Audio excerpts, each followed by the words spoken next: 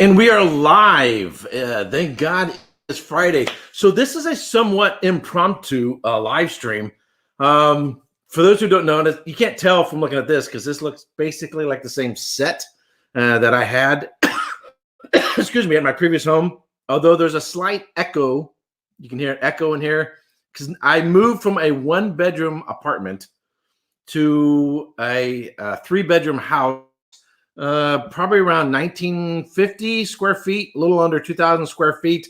So the whole upstairs is bigger than the apartment that I had. So there's 3 bedrooms, 2.5 bathrooms, and then there's also a loft, which is like really good for like an office or a study. So it's about the size of another bedroom. So above me is the loft, and I've got all my bookshelves and my desk up there, and then I have bedrooms down there. So a really large master bedroom with a bathroom and stuff. And then downstairs, my kitchen is like 3 times the size of my previous kitchen. Then a dining room and a living room, all that. I'm still unpacking. So basically, I have a new job, which I'm really super excited about. I'm working with a colleague that I worked with years and years ago. We get super well. A lot of times it's not just about the job, but the people you work with, because it creates the environment you work with. I got a huge pay increase, which is got out of the Silicon Valley, the traffic and all that stuff from the Silicon Valley. Was glad to get away from that. So I now live in Roseville. Roseville is near, sort of northeast of Sacramento, the state capital of California. So now have a 2-car garage, a backyard, and all that stuff. So within a very short time period, a gazillion things just went boom. Everything just lined up. Serendipity, providence really came into play to make things happen. I did not expect to be moving until like the beginning of the year, but I was able to find a house. Then I had to quickly pack everything.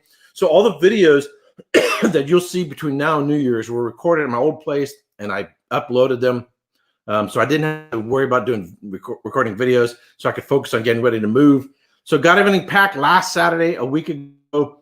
Did a move in the middle of a storm, and now I'm busy unpacking. So the first thing I unpacked was my whiskeys. So I got all these unpacked. I have wine refrigerator unit. I have 4 wine refrigerators over here, and all day today I've been upstairs unpacking all my books and stuff. So and then today they came and hooked up the normal internet connection. So I have high-speed internet here.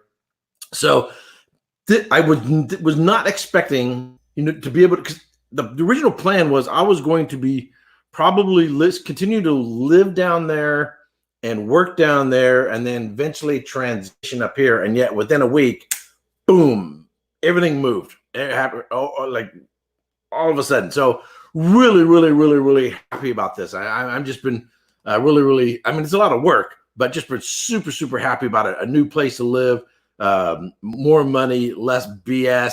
Also 2 of my brothers live nearby, probably within, 20 minutes of 2 of my brothers. So really excited to be near them. And it's just been really, I'm just really, it's as if Christmas has already happened for me. I couldn't ask for anything better. And it has nothing to do with my genius, my anything I earned or my abilities. It's just Providence just provided all this. So with that, I'm going to be doing a little head start.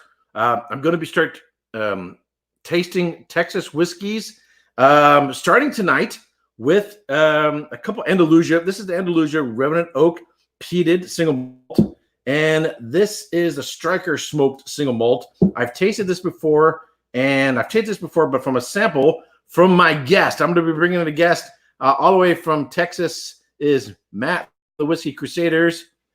How you doing, Matt? Good. How are you? All right. How you doing with your? How's he doing with his volume? Hopefully, okay. Okay, I think it's all right. Okay. I have does this sound like I'm in an echo chamber or something? No, it sounds fine. Okay, because I can hear my voice bouncing off the walls and the floor and everything here. The good news is it's not affecting what we hear on YouTube, so that's the good news. There we go. So maybe it's just my volume. I need to turn you up just a little bit so I can hear you a little bit better. okay. Yeah, there we go. Yeah, I think that fixed it. Okay, good. Yes, you never know with my kids if they jacked my microphone or something. Okay. No, I think you sound all right. Okay, good. Just making sure. So all my videos for Scotland are continue to be. They'll post on Saturdays and Wednesdays to the end of the year, and then excuse me, I got a little parched throat from all the packing. Got all the dust from the books. Yeah. So you need to That'll pour do it. Books, whiskey bottles, they're all dusty. There you go. That'll do it. Moving in general makes you want to drink whiskey. There you go. I've been sneezing a little bit. Books do collect a lot of dust. So both of these are at 50% ABV, and I had tasted these because you had gave me some samples. Right. There's sort of a difference between little samples and be able to work through a bottle and stuff like that. It's sort of a different experience. So I'm looking forward to getting into these again. Definitely. So which one did you say you started with, the Reverend Oak? Yeah. So right now I'm starting with the Reverend Oak. Let me say everybody hello to everybody in the house now that people piled in. I know we just sort of coming on the tails of Chris over in Bourbon Insane. I sort of scheduled. I asked him if he was going live tonight, and I also asked Bill, the Whiskey Deck. Bill's he's with family, but anyway, so we got Mark Brown in the house, Brent from the Oak and Smoke Reviews, Fight for Sound, the Whiskey Friend Alan. Thank you very much for tuning in. Nicholas Burt, Jason Coates, how you doing, sir? Christopher David, Chris Beaton, I Whiskey She Wines, which I don't know if it's just Sam. Bobby's at work. Okay, so it's Sam, and the man who used to be bearded is now at work. The formerly bearded, yeah. Ben Demon Hunter, Jimmy T, Victoria C, Trev Wilson, Vegas Art. Thank you so much for tuning in. Screaming kids in the background. One Lost Cause. It wouldn't be with Whiskey Crusaders if you didn't have screaming kids in the background.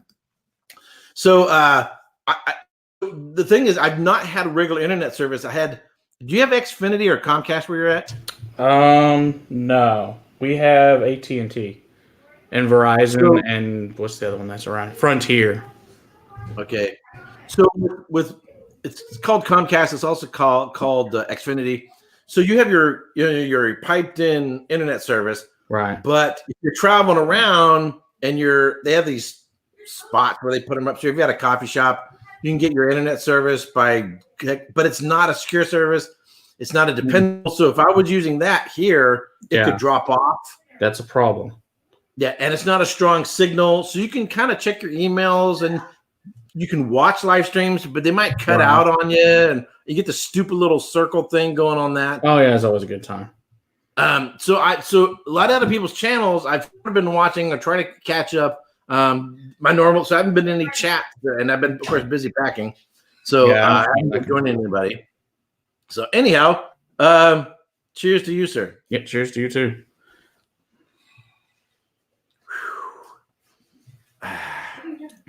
We're live. Because we are.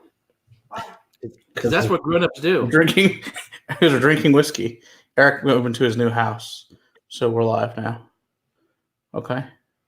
Yes. Apparently, my daughter got caught painting her toenails and fingernails without telling anyone in her room, so she's being disciplined. Lucky your wife or your wife or one of your kids? Oh, my kids.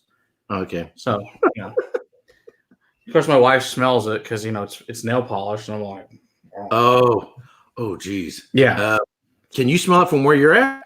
No, thank God. Yeah. That's I can't stand that smell. Oh, it's very, very smell. It's like I don't know how it works in like a nail salon without. I guess you just get used to it, but I just that smell. If you smell that on a wine, that's due to volatile acidity. Ew. Yeah, and that's your wine has gone. Yeah, really terrible if that's on a wine. Yeah, it's a common flaw in wine. If it smells like farts or eggs, then it's got too much sulfur or sulfur dioxide in it. Of course, there's trichloroanisole, which is cork taint. Trimethyldiethylenaphthalene smells like mothballs, kind of a character. It's another little flaw in a wine. These all sound terrible. These are not good things. And difficult to pronounce. Yeah, and that you got that going for you too. Have you found a lot of wine that happened to that you've tried?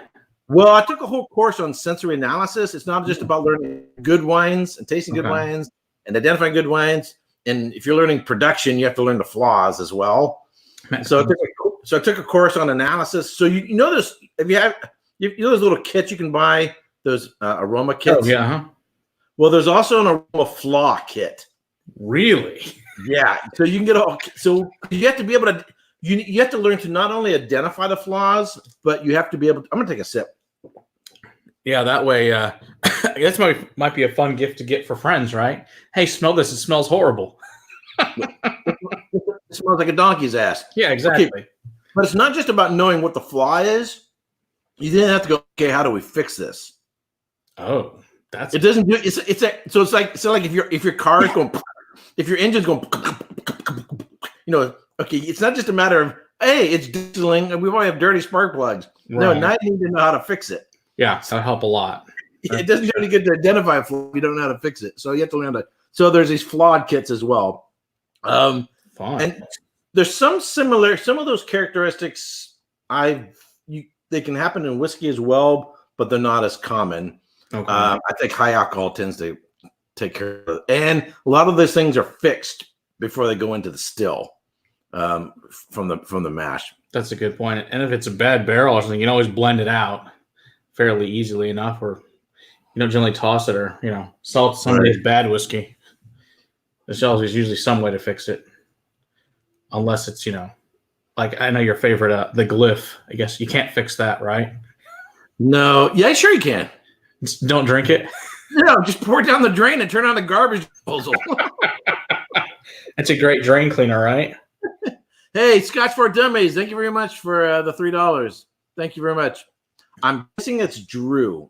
I don't know which one. It could be Mark. I don't know. It's usually Drew. You should never know. So what do you get on those on this one? Let's see here.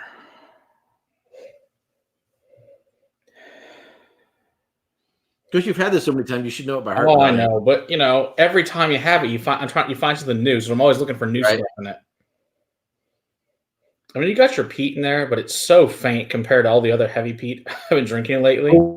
But when you say peat, this is nothing like, it's nothing like Isla or even Island peat. Yeah, because it's Irish peat to begin with. It's completely different. Yeah, it's Irish peat that they, do out in their, I guess basically it's a big box car that they turn into where they peat all of it. Right. In fact, it's got like lemon. Ranger notes. I just hurt myself. I've been doing a lot of lifting, so I hurt myself. Ranger Creek has one too. You ever been to Ranger Creek? I've never been to Ranger Creek. Oh, I didn't know they had. Oh, that's cool. So they're close to they're closer to San Antonio. So I did a tour I got actually a one-on-one tour there when they were closed, which was cool. And they have it's kind of like a box car, like a cargo container you see on the back of a train or whatever. Yeah. And then they have shelves in there. And I guess they put whatever wood or whatever they use to smoke.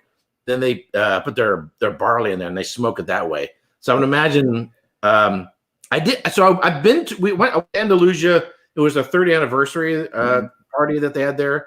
Were you there for that? No, I didn't go. I've actually never been to Andalusia. I just watched a bunch of videos on them, and we had Ty on our show like 2 or 3 weeks ago. Right. Ty Phelps, for people who don't know him, is the distiller.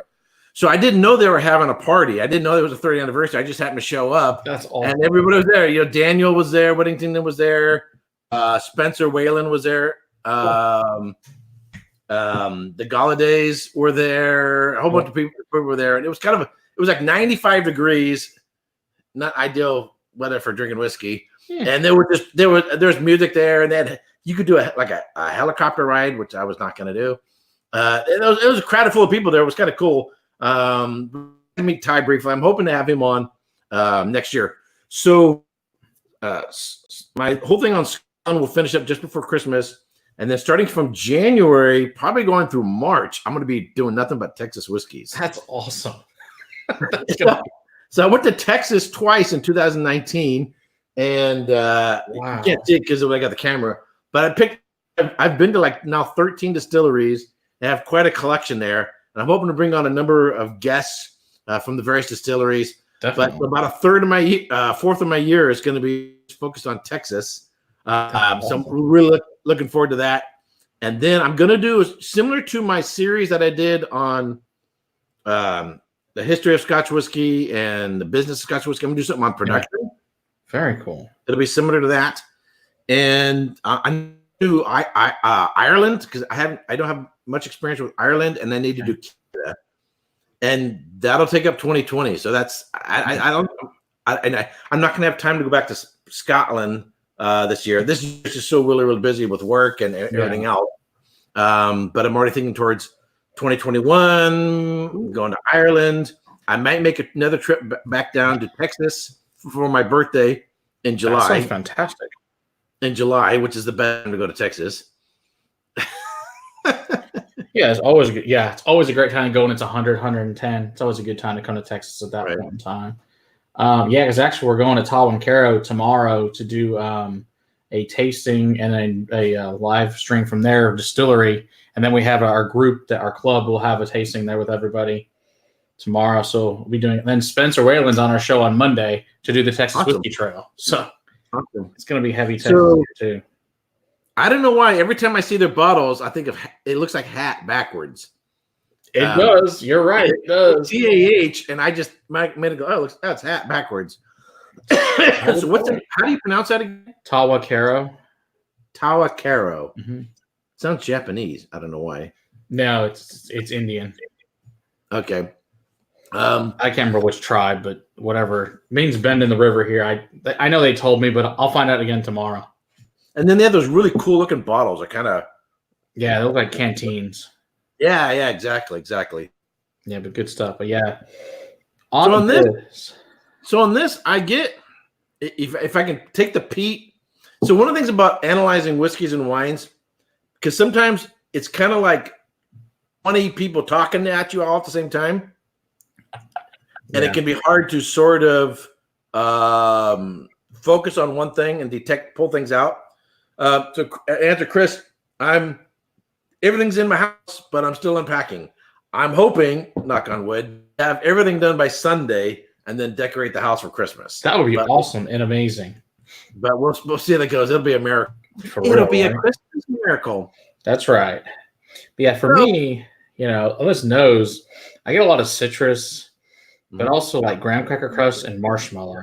Mm-hmm. So in terms of fruit, so this is sort of a discipline of analyzing wines or whiskeys, particularly when you have something that's distracting, like smoke and peat can be distracting, or from wines if they have like a big bomb of oak and vanilla and everything else like that. To try to find out the more nuanced things is sort of like, imagine if you have an orchestra and you want to listen for the triangle, ding, or we're getting a little feedback.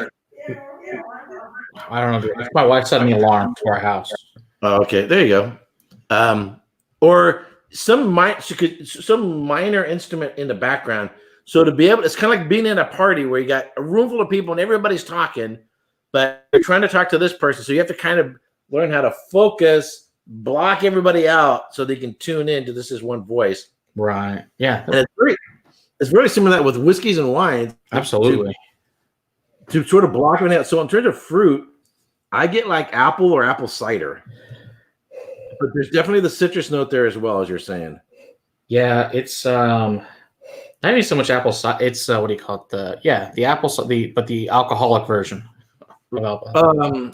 Like the cider houses that carry the alcoholic. Right. Or almost like a Calvados. If you remember with Calvados. Oh yes, like Calvados. Yes. Oh yeah, that's a good pickup. Calvados for sure. Yep. That's a really good one. And then I find surrounding it, it's a smokiness, but it's almost like it reminds me a little of Mizunara. If you're familiar with the incense wood character of Mizunara, it reminds me a little of that, but it's sort of a dusty smoke. Yeah, I could see that. Yeah, it's kind of also like with your peat, it's your smoke that's like burning in a field. That's kind of like you get that drift in the wind, that kind of a smoke. Right. That's like So it's not like there's nothing oceanic about it. no, definitely not. It's definitely a Right. open field, like a field on fire, a grass fire, more than anything else. But yeah, it's fantastic stuff. Because a lot of islands or even Oban, because the peat is so oceanic, we tend to think together the briny oceanic characteristics as being inseparable from smoke, and smoke is actually a completely separate characteristic from all the rest of it. So going blind on this, yeah, there's a smoky character to it, but it's not oceanic. The other thing, it kind of a little bit, it's almost like the mesquite character of get my brain to work, of Long Branch. Okay. I've got one. I can grab it real quick just to compare, because why not? Sure. Might as well. Because that's what we do. It's easily accessible, so I know what that one is. I'm just surprised you know where it is. I know where most things are. It's funny, when I was looking for the triple distilled, I'm like, I know it's in this box, and somehow I missed it. And I was like, where the hell is it? Went back, it was in that box. It's just I just missed it for whatever reason when I opened the box up. So for those who had the Long Branch, it's what's his face, the actor, Matthew McConaughey. Wild Turkey, yes, Wild Turkey, and it has I'm trying. Where's he from? The mesquite charcoal refined. Yeah, is the mesquite? Is it Arizona? That's Texas mesquite. Oh, Texas mesquite. Yeah, because he's from Texas. Right.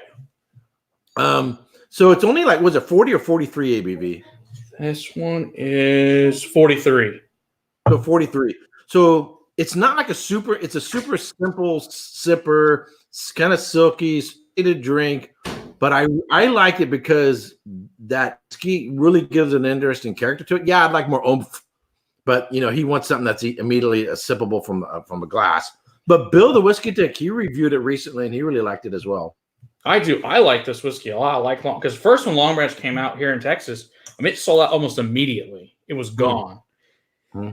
So thankfully, I got a second one, and then we got another one donated at the ball. So I've got 3, which is good because I really like this whiskey a lot, and I don't have to worry about finishing it. I could drink a couple bottles and be cool with it. Ooh, Scotch Test Dummies are in here now. And Trooper Henry, thank you very much. Thanks for joining in. All right. Say, Chris, Bourbon Insane, have you had the Long Branch? If not, I think it's worth buying. I think it has a really unique profile. It wouldn't make my top 10 for the year, but it's something really, really different that I think stands out, and I think it's definitely worth buying. I don't remember how much it goes for, because it's got an actor's name on. I'm guessing probably 65. No, it's only it's $40. Oh, $40. Oh, yeah. Okay. Dang, then definitely jump on it. So I recommend it. So what do you think? I'm gonna pour myself some as well. I can see the similarities on it. The nose, not so much, because obviously one's a bourbon and one is a single malt. So that's obviously gonna be the grain. Right. But if you can isolate that one particular trait and character to it. I can see what you're saying though with the mesquite trait in it. True. I'm interested to see too with the Striker as well, which uses mesquite in it as well. That will be interesting to compare. Of course, that one also uses oak and apple woods. But yeah, you can definitely find it between the same. Right. Both. It's there for sure. That's a good pickup on your part. Yeah. Yeah, but no, I enjoy both of them. So my hope is also to track down, and they're freaking expensive, a bunch of Japanese whiskeys with Mizunara. I picked up one, which I keep everything set the same way I did. So you can find it's a good idea. I can find things, and so this basically looks the same. Anyway, I've got one Japanese whiskey with Mizunara, but I want to see if I can find some more. Bourbon. I've got several. If you look, the Kaio series I've got like 5 different. Those are all Mizunara. How do you spell that? Kaiyo. Oh, okay. Yeah, all those are Mizunara. Glendalought's got a Mizunara. Granted, that's an Irish whiskey. Right.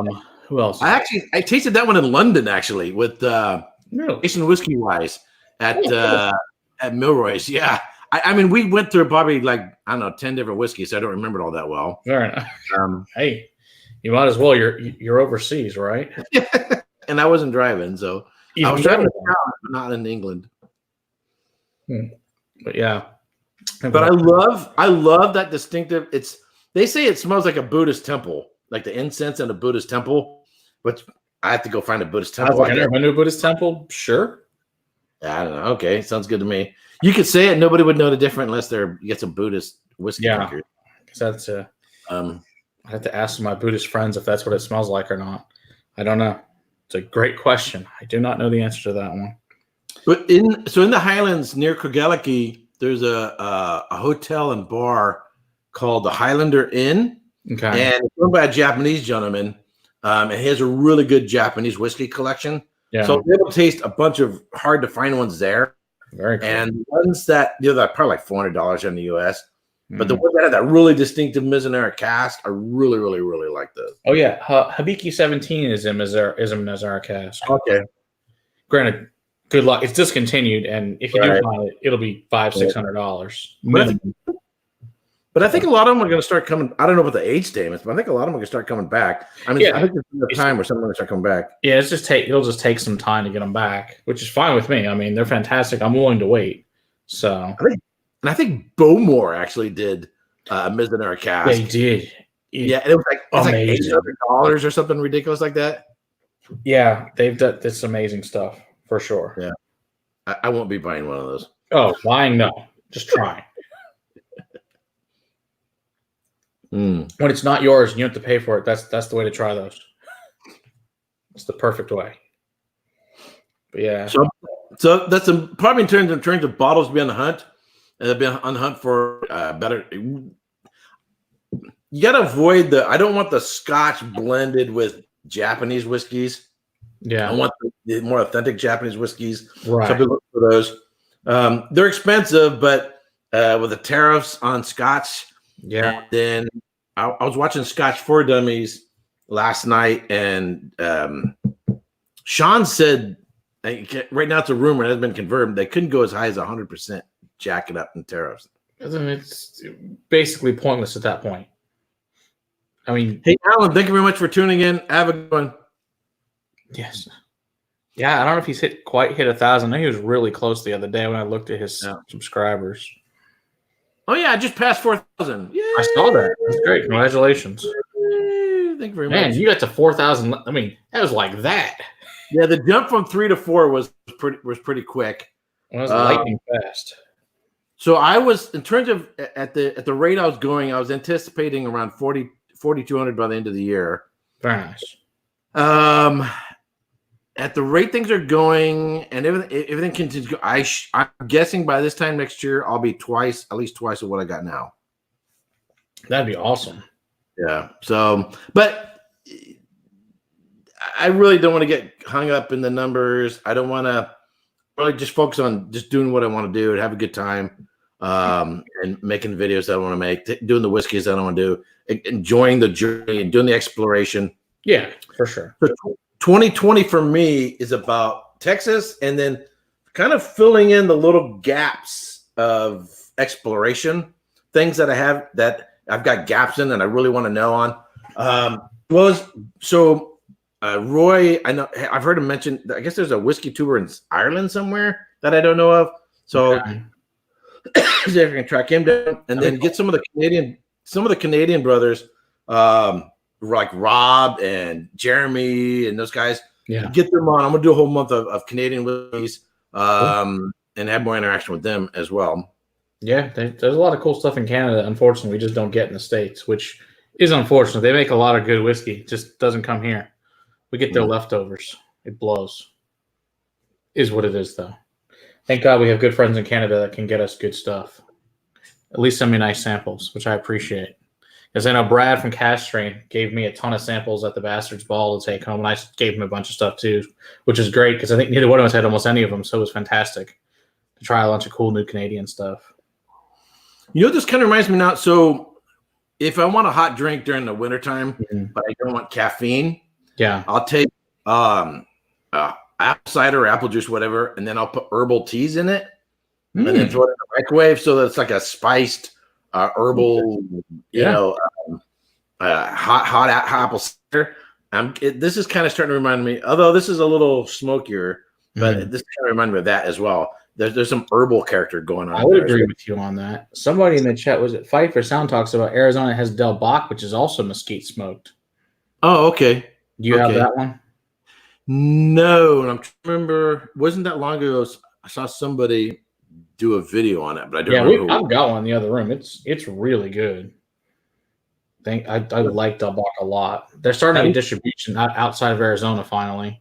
How do you spell that? DLBAC. Oh, by the way, I got this new banner feature going down here. See that? Yeah. Is that? I just want to know. Is that annoying? Because I can turn it off. It doesn't bother me. I just ignore it at this point. Yeah. So it's like, what? At first you're like, what the hell is that? And you're like, yeah, whatever. It's like the ticker on the news. Yeah. It's kind of like the stock prices or whatever on there. Oh, so Scotch Test Dummies have reviewed some Del Bachs. Yeah, so it's good stuff for sure. I can go grab the bottle if you want, so you can see what it looks like. Yeah, sure. All right, go grab it. Right back.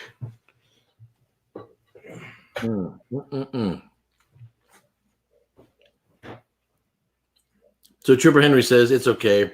Not really noticing the scrolling. Yeah, it's a new feature. So when I first started up the StreamYard, there was this little thing on, hey, now we can do this ticker thing. You should put Scotch prices in your scroll.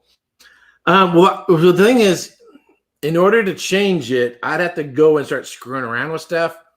So what I would like, if I had someone working behind the scenes, I would give them the ability to change it. So then throughout the live stream, that we could have the ticker would change and more information be there.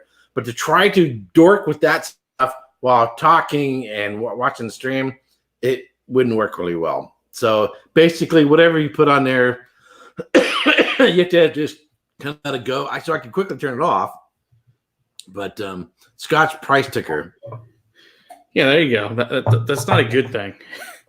We keep seeing the price of Scotch go, we'll be in trouble. Yeah. So one of the good things, I'm really glad I really have a nice collection of Scotch whiskey that's quite diverse and from all over the place. And so if prices start jacking up, basically 2020 could be other than whiskeys I've already got. Right. Could be in terms of purchases. It could be I'm Scotchless zero. I'm just not buying any Scotches in 2020. I'm hoping, Lord willing, this should be our Scotch prayer. And our wish was, if you've been good, ask Santa Claus. Go to the mall, sit on his lap. Santa, we want the tariffs on Scotch whiskey to go. So we can get that to change. That'd be nice. Okay. Yeah, there's way more phenols on this. But you can get that same mesquite identity on it. Mm-hmm. Smells very nice. So the bummer thing is, for those who are watching here, we're drinking Andalusia, and I got my Andalusia shirt on. I'm currently we're drinking the Revenant Oak, and then I'm going to go over to the Striker. Unfortunately, do you know if these are available outside of Texas yet? Not yet. Ty said the other day, not yet. Okay, I think they're working on like Oklahoma, I think is what they were saying. So which is North Texas. So I went to Texas twice this year. I was able to visit a bunch of distilleries and bring back a bunch of whiskeys that aren't available in California. Right now, from what I've seen, I've only seen 5 distilleries that are distributing outside of Texas. And the main ones that I tend to see is Balcones is now a lot more available outside of Texas. And then the Harbinger, but not the cask strength from Iron Root Republic. We have seen. Okay, so you get that one. So Ben Demon says, need to rewatch your video on Scotch prices and how Brexit might affect what we pay. But the thing with that is it's in constant flux. Now, apparently, Brexit has now been confirmed. Definitely, I think January 6th, I think it is the date it actually kicks in. So I've been watching some recent videos. Some producers, like Scotch Malt Whiskey Society, they are going to bite it. You know, in other words, they're going to take a kick in the pants, and they're going to have a profit loss. Some producers and distributors have a profit loss. Some MFers, it hadn't kicked in yet, and they were already raising prices. So I've heard, which is so nice of them. Any of those guys, I think I would just not shop there anymore. Be like, well, guess we're done. Guess all you care about is making money and screwing us over before it actually kicks in. Yeah, you know, just a bunch of Scrooges just looking to take advantage of the situation. So they're sort of jumping the gun. Hey, Bourbon Buddies, thank you much for jumping in. And Kilco said he did hear some rumors about Andalusia maybe getting some distribution soon. Love their stuff, so I wish I could get here in New England. Anyhow, yeah, so this is a time that when Scotch whiskeys are becoming more expensive, for American malts to say, boom, this is a time to make a name for ourselves. Exactly. And really make our presence known as people are looking for alternatives other than, say, bourbon or something like that. Yeah, because, I mean, it's just, there's not really a comparison. American malts are going to be much closer than a bourbon's ever going to be to a Scotch. That's for sure. You know, I mean, and yet what I like about the Texas whiskeys are they're not trying to, they can't imitate Scotch. They really have their own unique profile. So exactly. And it's that I really, really, really like. Yeah, I love Texas whiskey in general, so it works out good for me. So, when granted, obviously I love Scotch, and I've got, I don't know, 600 something bottles of Scotch. But, yeah, Texas stuff is fantastic. And if I can't buy any Scotch for a couple of years, oh well. Yeah, and you haven't reviewed all your Scotches in terms of videos. So no. So you don't have any issues going on there. We'll just keep on. I mean, we could do Scotch like and release a video pretty much every day for a couple of years, and it wouldn't be an issue. Right. On just one Scotch a day. So I don't think that's going to really be a problem. So I'm going to pour a little bit of the Striker for those who don't know. So the first one I had to hold it up to the camera. You want to see it. So the first one I did was the Remnant Oak, which is peated. With a peat coming from Ireland, and yet it doesn't seem anything like Connemara, because it doesn't have that. It doesn't have that oily Irish character to it as a Connemara does. Next one we're doing. This is a smoked single malt from Striker, and I don't think I've had it before. I tasted it at the distillery, but it was like, you know, when it's 95 degrees, the alcohol gets exaggerated. Yeah. So it's really not. So that's when you really need ice cubes or something. And then, of course, I tried it from a sample that you gave me, but I'm looking forward into. So I'm doing a neck pour from this as well. Again, both of these are 50% ABV or 100 proof.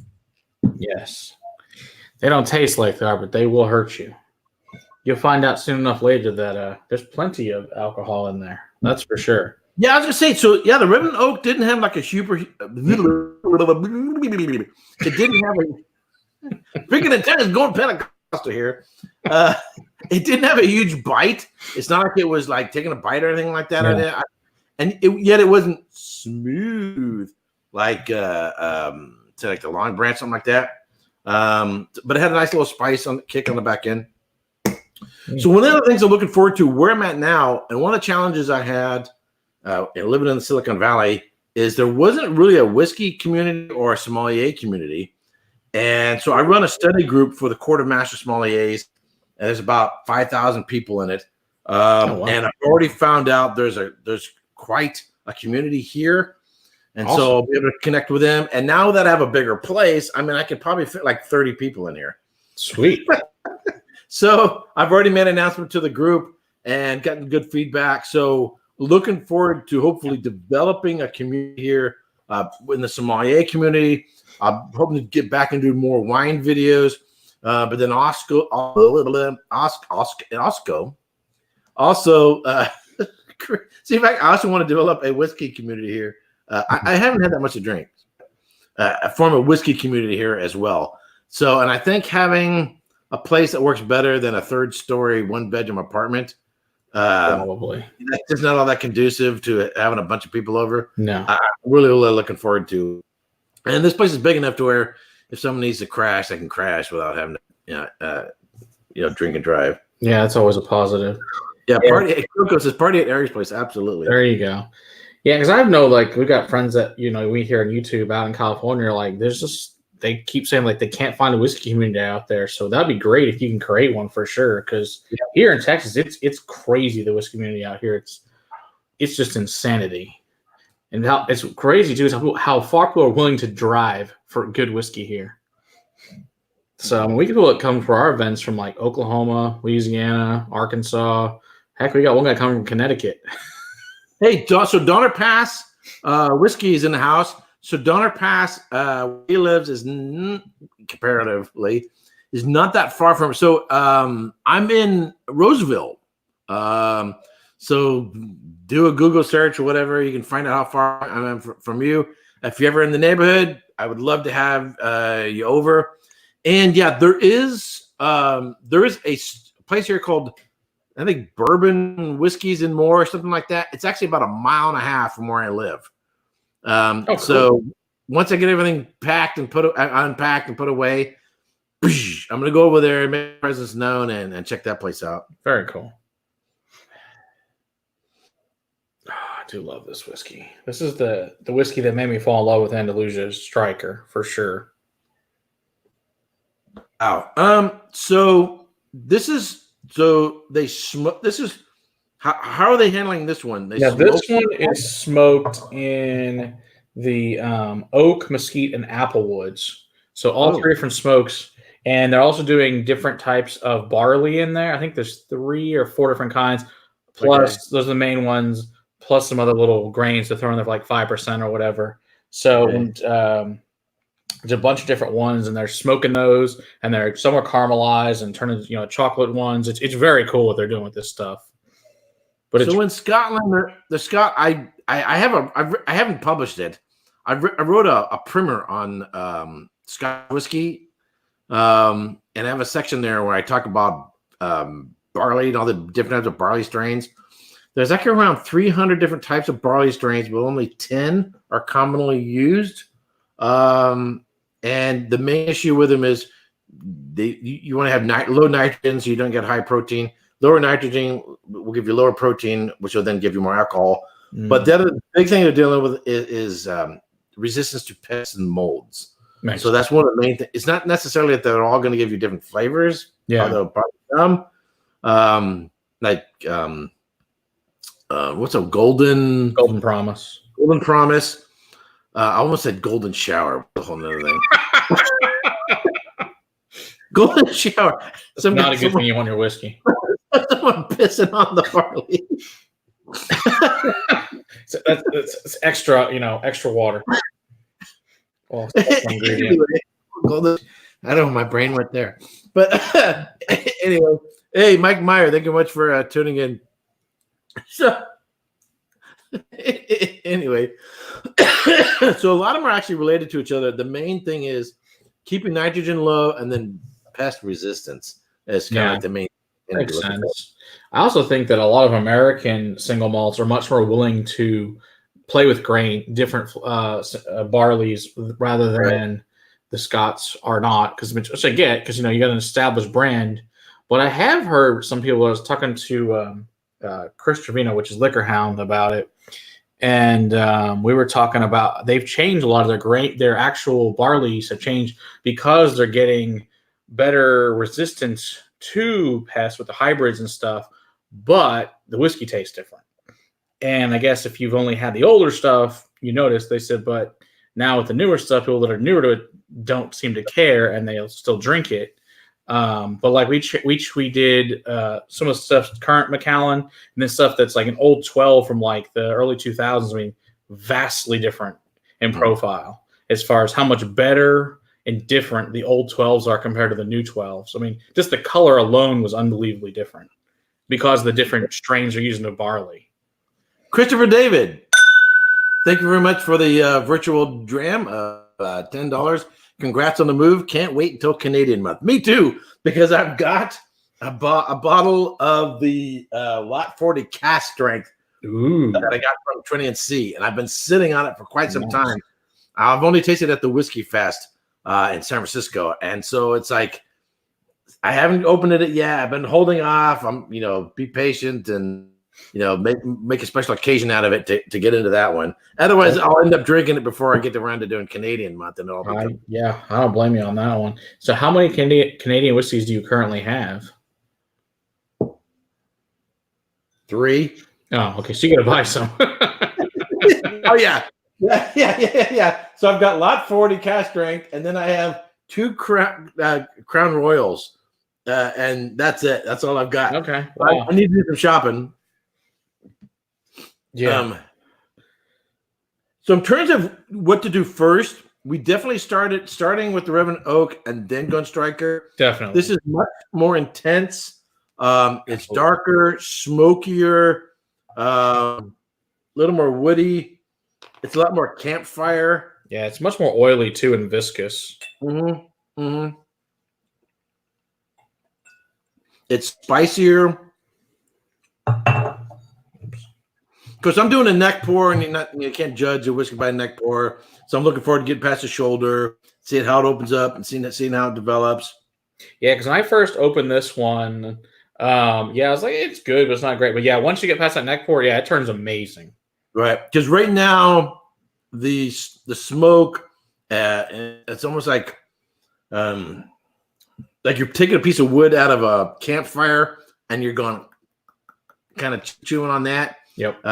That's kind of like what I'm getting right now. I'm not getting as much fruit character to it. Versus this one, I had the Reverend Oak. I had actually opened during a live stream, even though I haven't gotten very far into it. It at least been open a little bit. But if you're in the mood for smoke and peat or smoke and that character to it, this is the one you definitely want to jump on. Scott, if you're still kind of curious, have you guys? I can't remember because I think I've watched all your videos. I'm wondering if you guys have reviewed the Striker, and I'm kind of curious as to how Bart, how he would perceive it, how he would like it, being such a peat head. So got a lot of dark chocolatey notes on the back end of it too. That's really nice. I love this whiskey. Then I also have their Cadillac wine French oak as well from the Striker. What is that one? It's a special distillery only one. It's a char number 4 American oak Cadillac wine and then French oak finish. So it's significantly darker than the regular one. But yeah, my friend got it at the distillery. But that's Striker though, right? Yeah, it's Striker. Is that the same thing as this? Oh, maybe. What's your bottoms? Okay. So I bottled this at the distillery. Oh, nice. Celebrate. And it was Scott says, yes, we have. And I think we both liked it. Real surprised by it. So this is one I bottled at the distillery. This is barrel number 109, 123.94 proof. Somebody else do the math and figure it out. Tell me what the ABV is because I don't know. 193.4 divided by 2. Whatever that is. So we got to fill it ourselves. I put the label on and did the whole 9 yards. Daniel Whittington bottled one of this, and he put the label on intentionally, put the label upside down to have a unique bottle to it. That's cool. Yeah, this one is proof down to 50%. Oh, okay. Okay, I'm going to do some math here. So 60, if it was 60 proof, it'd be 120. So 61 would be 122.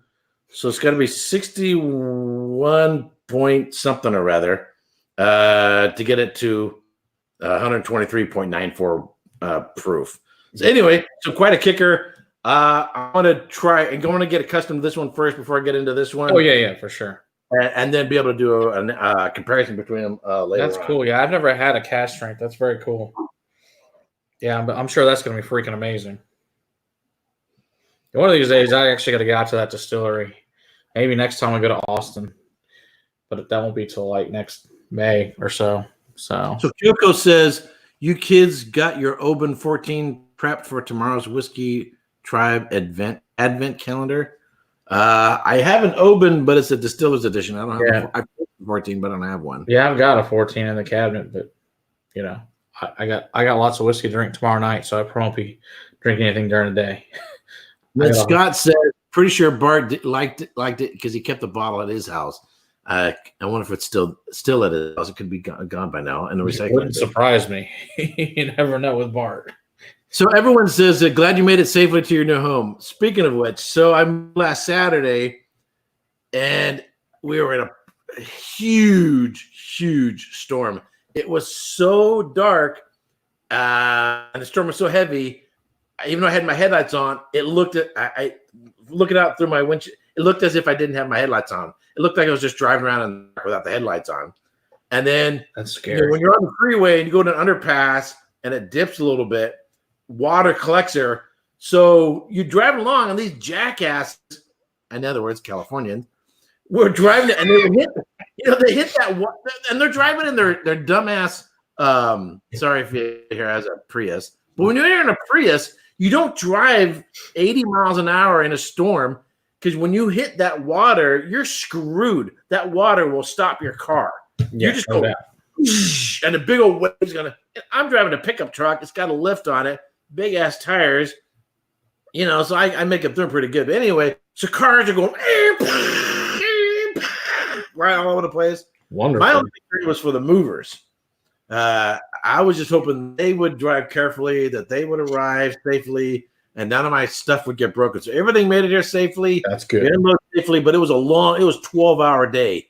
Ooh, that's a long day. Now, did you move all the whiskey by yourself, or did your movers actually move it for you? The movers moved everything. I didn't live. See here, they won't move your alcohol. You got to move it yourself. No, they moved everything. So, but here's the thing: is on the night before the move, I wasn't finished moving. I went to bed at. I kept packing everything, moved until 9:00 at night. I slept until 2:30 in the morning. Saturday morning, I got up at 2:30 in the morning and continued packing. Damn. I then was packing 2:30 until about 8:45 when they showed up. And when they showed up, I had just finished packing. So I was up for like 6 hours. Wow. So I've been up to 2:30 in the morning. So by the time everything packed, everything loaded up, everything driven up here, by the time I was done for the night, it was like 9:00 at night. That's a long freaking day. I was really freaking tired. I bet you slept like 12 hours when you were done. Oh, yeah. And then the next day I got up and started unpacking. And the first thing I unpacked was this place. So, but anyway, so everything went safely. Everything went well. I'm super happy. The funny thing is, right now I don't have a refrigerator or washer and dryer. That's important. They won't show up until the 23rd. So I went and bought a new washer and dryer and a new refrigerator, and I couldn't get an earlier delivery. So I'm at the eat out all the time, and use a laundromat, or just eat things you don't require refrigeration. Yeah, I guess that's what you do for a little while. But the only refrigerators I have are for my wines. There you go. You had to buy new wine fridge the other day because it started making this horrible chirping noise. The compressor still worked, but the stupid chirping, I'm like, screw this. So I had to go buy a new one. They had it on sale for Black Friday, so I got another one, so it was all good. And Scott says, just like college. I had apartments and roommates in college. Yeah, I had a roommate. I had some friends in college. Only thing they had in their fridge was beer and eggs. I don't think they ate anything else. I was like, okay, guys. They're like, yeah, it works just fine. Like, I guess that's why you're so skinny, is all you eat is beer and eggs. But whatever works for you. So, the smoke really lingers. Like right now, like if I just talk and go, absolutely, still get some smoke. I'm not getting a lot of fruit character to it. It's mostly like sort of a woodiness and a smokiness and some spice. Some spice. Yeah, it's got a lot of nice like baking spices in it. Yeah. Yeah, it's good stuff. So just need some more. So probably what I do. So usually when I get a new bottle, I take the cork out. I'll put some in a glass. I'll smell and taste it just so I know what a neck pour is like, and then I'll put a challenge coin, a whiskey hat on it, and then let it sit there all day. Sit there for 10 hours. Yeah. And then when I come back to it, I'll then smell and taste it again. How much did it develop just in the glass or all day long? And then I'll have it 1 or 2 more times. I'll try it on ice. I'll try it on a little bit of water and see how it is then, and to get it back past around the neck, past the shoulder. Then I'm ready to do a review because I've had it a bunch of different ways. Yeah. So this is my normal way I would approach it. So I'm not making any measurements on it. Right. It's nice. I love Sam's comment there. That's pretty funny. Which one? I always see she wine Sam's comment. I love college. I was a whore. Jeez. Typical Sam. Oh, that's so busy. I would take, depending on what was available, anywhere between 4 and 6 classes, and then I was working full time. So I didn't sleep a whole lot. I did it on my master's as well. In fact, I was also teaching part time as well. So I had no life. I didn't really have much of a life. So other than, and I worked the graveyard shifts a lot. So, I wasn't partying. In fact, I would only have wines on weekends because I would work graveyard shifts. So I'd work all night, go to school, be in class all day, come home, then get some sleep, and then go to work that night. It was a bit of a drag. That's a long. No, I was in a fraternity and stuff, and I was, of course, in charge of the alcohol and the money. So there you go. Worked out really well. Hey, it's fine. The beer's free. The cup's $5. There you go. Problem. So Sam says, I graduated, though. Okay, Sam, so what was your major? That's what I'm curious. What were you majoring? That's pretty funny. Graduating is always a plus. So I want to get a hold of Ty and see if I can get him to come on. I'd love to have him on. Yeah, I'd like to have Spencer on, sort of do an update on what's going on. Yeah. Have you guys on again? Have the Galladay on, because now they're doing their own channel, Texas Whiskey Life. I have Alamo Distillery. Yeah, that's one I've actually never tried is Alamo's. I've never tried their stuff. Well, the funny thing, so I went and spent a week in Texas working there. I was spend the weekends visiting distilleries, and then my last day of work, I actually visited distilleries after work. So it actually just just contact through the websites, various distilleries, to see if I could visit and make some contact. And Alamo, they were actually really, I would say, super friendly and inviting. They were more. I contacted them, and they repeatedly contacted me, wanting to meet with me. Very cool. Yeah, that's very, very rare. I have a hard time getting any responses out of anybody out of Scotland. I don't find their public. I don't want to call it public relations departments at any of the distilleries to be all that helpful. Yeah, I think you're better off finding their American reps here and going through them to get you into Scotland. What I found. So I was actually going to do it with a rep from Highland Park, but the problem is reps change companies constantly. True. So there was a rep from Highland Park that I met through the Scotch for Dummies at their event, and then I contacted him and said, "Oh, I'm no longer working for them. I'm now working." He was working for Edgerton, Edgerton, something that group, like that. The McAllen. Yeah, that's correct. Yeah, they own. Yeah, England. Anyway, so I'm not working on it. So the thing is, they jump ship too much. True. Whatever business card you have, they may not be there 6 months later. Yeah, that's true. Most of mine, thankfully, pretty much stay consistent, or they keep you updated with who's there and talk to them on a fairly regular basis. So that seems to help a lot. And they're pretty good about getting you other distilleries as well, that they're friends with other reps from other companies. So it seems to work out pretty well. So I went to Alamo Distillery, and they're actually in the process of moving. And if you go to their website, they currently don't do tours or anything because they're getting ready to move. Okay. And they also not only produce their whiskeys, they also do whiskeys, or distilling for other people. So the fact that they were so motivated to want to have me over when they're in the process of moving under sort of, I know what moving is about and how much of a hassle it is when you're moving, right? I was really, really, really impressed by that. That they would take the time to go the extra effort to reach out to me. Yeah, that's true. Like that was really, really, really cool. So, is the name of their bourbon is Alamo? Is that what is it? Is it Maverick Distilling? That's the name of the distillery itself. Hold on, let me find it real quick. It should be sitting right in front of me. Oh, here we go. Yeah, because I know that there's supposed to be another one joining the whiskey trip. Yeah.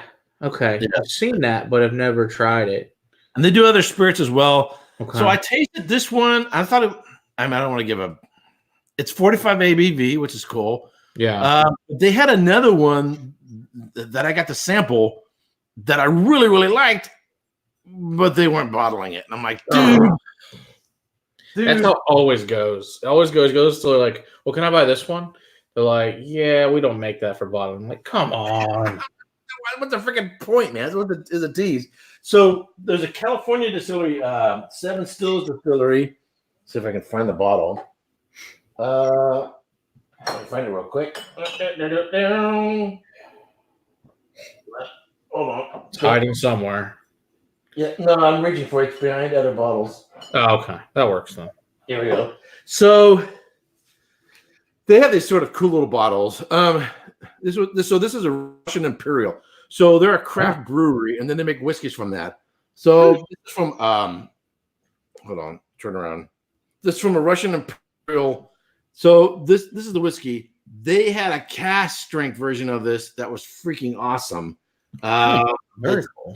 Of all the whiskeys, it tasted most like coffee that I had. But you get to taste the cask strength, but they weren't bottling the cask strength. It's too bad. Like, dude.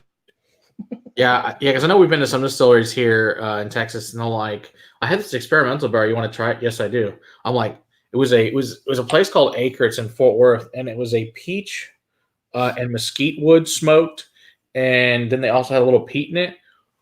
Oh my gosh, it was freaking amazing. I'm like, can you put that in a bottle? Well, we only have one barrel.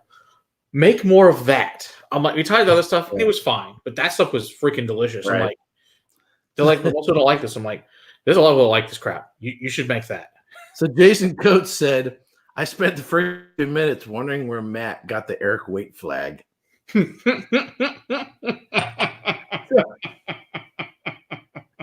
Matt is a fan of mine, but not that big of a fan. So that's hilarious. On the wall, it makes it look like an Erik Wait flag. If it's like just perfect, that's hysterical. Yeah. Anyway, so on a complete side subject, so for next year, so I have 2 of these glasses. This is from Ben Riek. Okay. And so when I was coming back home, and I was in, I stopped in at the duty free at the, come on, Brain, I need you to work right now. Glasgow Airport. Okay. God, I was like, what's the name of the freaking airport? Glasgow Airport. Anyway, so I'm just poking around, and there was a guy there who's like pouring these little samples in like these little plastic thimbles, and he goes, "Are you Erik Wait?" I was like, "Yeah." "Oh yeah, I watch your channel. In fact, I've been watching your series on Scotch whiskey history." That is so weird to be, in Scotland, and then somebody recognized. Anyway, pretty cool. So he was pouring for Ben Riek, and I gave him one of my coins, and he gave me this glass. Very nice. That was really cool. And also have one very similar to this from Highland Park. Mm-hmm. So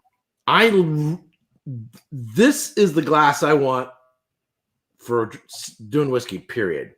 So it has a similar funneling of a Glencairn. Yeah. Wider base. The Glencairn makes something like this, but it still has that little stubby base on it. And I don't want that, because I want something that doesn't, tip over or whatever. Yeah, those things are cool because they don't tip over and they kind of go back to like Weebles. Right. No, it has a wide, but this is big enough at the top to where you can also drop an ice cube in it if you want. So my plan is I want something like this. I'll put my logo, whatever, on it, and then have a larger coin. I don't think. Hold on, I'll be right back. Talk to everybody. Yes, larger coins are good for openings like that. That's for sure. Otherwise, having a coin in your whiskey is not really beneficial to the whiskey. That's for sure. Yeah, having a metallic taste to your whiskey because a coin dropped in it, or I guess because yours are metal and most of the rest of everybody's is ceramic, so that would not be good at all. Also, I've had some wood coins that people have tried. The problem with the wood coins is you get a woody flavor on your whiskeys. So I don't suggest using them. I suggest them as coasters rather than as a coin. Yeah. So this is my bourbon journey's wood coin. Cool. And that'll cover it. That'll fit. Let's see my coin. Nope. It'll fall right in there. Nope. Yeah, ain't gonna work. It's very, very close. But you can make bigger coins. So I'm thinking about get these made with my logo on them, and then my next series of coins, which will be different from this one, I want to have the logo changed that has a beard on it. I want it a little larger so it'll fit on top of this. Cool. But I contacted Glencairn. This is not a Glencairn. It's sort of a knockoff. Okay. So Glencairn's version of this, they call it a Canadian whiskey. Oh yeah, I've seen that before. Yeah. So then I was like, okay, who in the hell is making these then? So Glencairn said they can't do etching on the side. They're glad it's too thin. Okay. If you pick this, the side of this versus they said they can't do etching on it. They can only put a logo on the bottom. But I did find the company that makes these. Okay. So I'm thinking about having these made, and you can have them done in volume, which is cool. And I think it's less expensive than Glencairn. So I'm gonna think about having these made, then have a larger coin. And then I'm actually thinking about I'm gonna release a special blend. They'll be in 5-ounce bottles. Oh, very cool. 5-ounce bottles. So it'll be a kit. It'll come with a glass, a coin, and 5-ounce blend, and it'll be a limited release of about 100. And what I'll do is I'll announce that they're available, and then once they're all, and I'll tell everybody once these are all sold, I'll then do a live stream and everybody can join in, and we'll drink this whiskey. And what you would have after we enjoy the whiskey or whatever, then you'd still have the coin and you'd have the glass. Now I can't sell the whiskey because that would be illegal. Correct. So you'll get the whiskey sample for free in buying the glass and the coin. And it's just something I've got working in the cool. in the works for something to do different for 2020. Yeah. What's funny for Tom and I really like these glasses. I've been using the one from Highland Park, which is I misplaced. I don't know where the hell it's at the moment. Because for me, it's just for me, what I like, it meets that halfway between a rocks glass and a Glencairn, and I just like it better than this. And you can get high ABV whiskey, you don't want to be sticking your nose that far deep into it anyway. Yeah, but I just really like it. Hey, whatever works. No, it's funny here at Tawankero. It's technically a dry city for liquor. So they have a really expensive T-shirt that comes with a free bottle. So the T-shirt's $70, but it comes with a free bottle. Problem solved. So Coco says they remind me of some stemless wine glasses sometimes.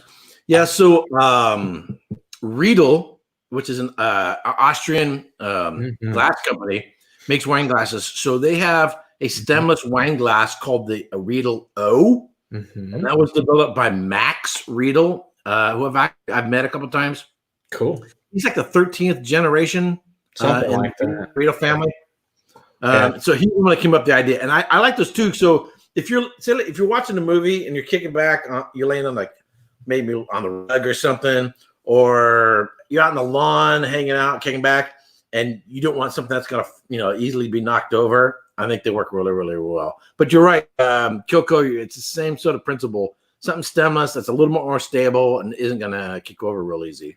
Right, because I've got a smaller version of like what you've got there that's from Highland Park, but it's more the size of a Glencairn. Yeah, I saw those. I don't The funny thing is, at Grand Traverse, they give those things away for free. For your $5 tasting, they'll give you a free glass too, which is a sweet deal. I'm like, how the hell do you make any money on this deal?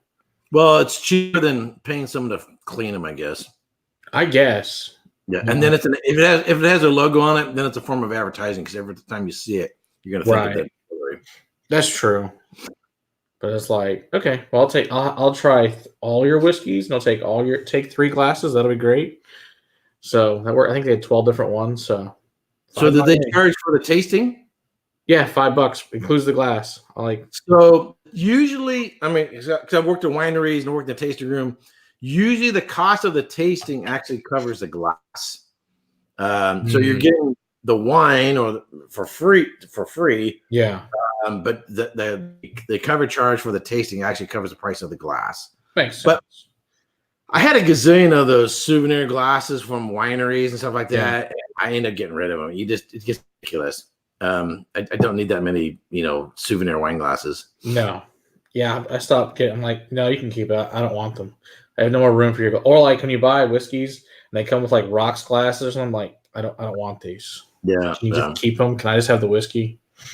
Or find someone to take them off my hands? They just take it too much damn space. But it is what it is. Now, because it's a free Glencairn, I'll keep the Glencairn. It has a logo on. I like those, but it is what it is. So the main thing, I mean, I know. So in terms of like the merch stuff, and people probably talk about merch, but there can be sort of this thing where if people need to sell merch in order to support the channel, support the efforts, in order to go totally broke and not have your wife bitching at you for all the money you're spending on whiskeys.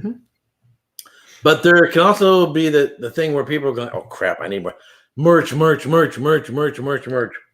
And it's not a whiskey channel, but there's a channel that I subscribe to.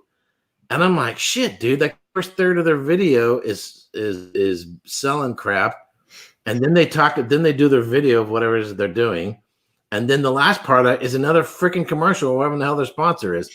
A 15-minute commercial is 5 minutes doing whatever it is they're doing. And the other freaking 10 minutes is advertising. I mean, that's ridiculous. That's crazy. And yet I like the channel. Yeah. I'm talking about Modern Rogue. What are they up to, like 1 million freaking subscribers now? Something like that. I mean, they're doing really, really well. I mean, and they're right down the road from the Vault. Right. Yeah, because I met Brushwood before. I met Brian at he's a cool guy. at the place, but I can't take. I just can't. I don't like people push. Right. That stuff. If you sort of, hey, by the way, we have available. I think Chad and Sarah have a pretty good balance. Right. In terms of talking about merch, whatever. But I'm trying to look for something that's unique, distinctive, something I want. Yeah. That I'm actually going to be using, but I think people would enjoy as well. Something that'd be different. Yeah, that's true. I mean, if you're not going to use it yourself, why sell it? It seems kind of right. Well, that's the funny thing is, so some channels that have merch, I don't ever see them using the stuff that they're trying to hawk. Yeah, that doesn't make any. Yeah, it seems silly. This makes me go, okay, if you're not using it, why in the hell am I going to use it? Right, exactly. I mean, these aren't out yet, but I mean, we use these in our, in our stuff with our logo on it. Yeah. I mean, but we only have 6 of them currently, which is the ones we use for our reviews. So I have to have more made so we can sell them. So at some point in time, but yeah, I still like the Glencairn the most. I've tried a bunch of different glasses. For me, that's my favorite, and it works the best. So tomorrow you have a live stream. I can't get the name of it's hat backwards. That's all I can do. Tawa Caro. Yeah. Or Tawa for short. That makes it easy. So if I have difficulty remembering a name of something, I have to just go around all day saying it over and over. So when I was trying to remember trichloronanisole, which is TCA, which is cork taint, at work, I was going on trichloronanisole. And then my coworker heard me saying, she goes, Try cleaning your asshole? No, try clawing asshole. That's hysterical. Anyway, so it's like the guy, the father of Japanese whiskey. Masataka Takasura. Yeah. In order to memorize it, I still don't have it. I what I will do when it comes to Japanese month, I'll spend all day just going around saying his name over and over and over and over. Oh, I don't blame you because it's hard to remember his name. There's no doubt. So you're doing a live stream tomorrow from that? Correct. Yeah, it'll be at 5 o'clock Central. Pardon? It'll be at 5 o'clock Central. So 5 o'clock Central, which is 3 o'clock in the afternoon my time. Correct. Which is what time Eastern? 6 o'clock Eastern. So so you're gonna be talking to you'll be at the distillery and talking to like the distiller? Yeah, I'll have the distiller and the owner distiller, same guy. There's two sets of brothers own it, and then two main ones, they do the distilling. The other two guys, most of their sales guys, and they help with the bottling and all the other, there's only 4 people that basically work there. Plus, one of their wives works there, and then 2 of their boys work there. I think they're like 14, 15 years old, and they're out there doing the grain and stuff, and they work back in the grain house all day long, which is pretty cool. So they're definitely earning their keep. That's for sure. I'm trying to remember, are they north of Dallas? No, they are like right in the middle of Dallas-Fort Worth. Okay. So they're in Grapevine, Texas. So it's about 25 minutes from my house. Okay. Yeah, they're basically dead center, more or less, DFW. Okay. So you don't have to leave. Basically you got the loops around 820 and Loop 12, and basically they're in the middle between those. It works out well though.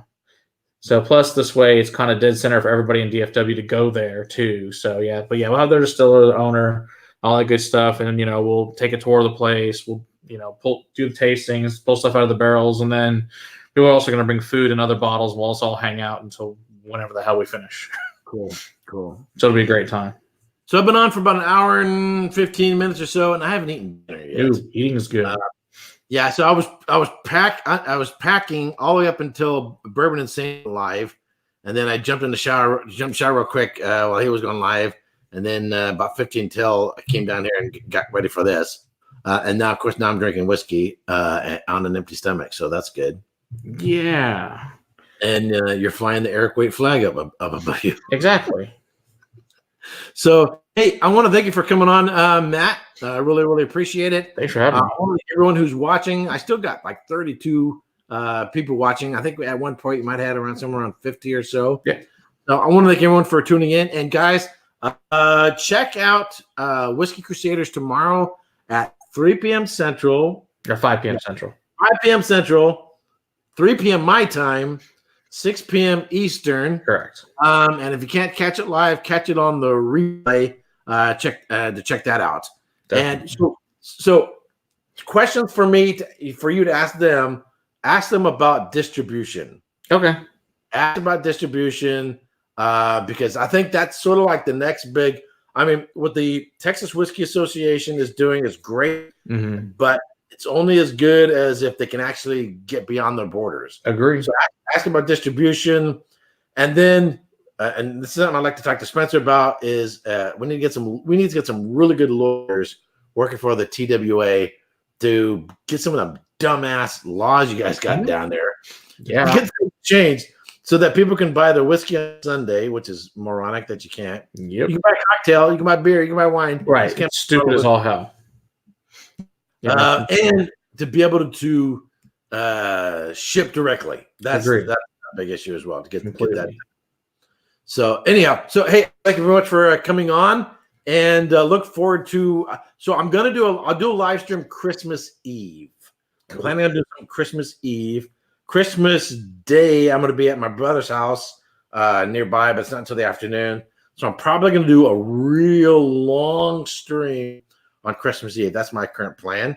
So look forward to doing that. So I don't know if I'll do another live stream between now and then. We'll see how it goes. You got anything else going on? Just have, like, so we've got Spencer Whalen here for the Texas Whiskey Trail on Monday, and then we got a couple more. We got 2 reviews from Traverse City Whiskey Co. next week coming out on Tuesday and Thursday. So I was up there this summer at Traverse City at their distillery and did some cool stuff with those guys. So Okay. That was fun. Hey, So. when you talk to Spence, tell him we need to talk. Tell him we need to talk. Okay, I sure will. Just plan for the next year doing the whole Texas Sure. whiskey thing. So Definitely. all right. Again, if you guys haven't give me a thumbs up, please do so. I'm sure you guys are all subscribed. If you haven't already, please subscribe, and we'll see y'all later. And hey, cheers. Cheers. Thanks for having me. Appreciate it.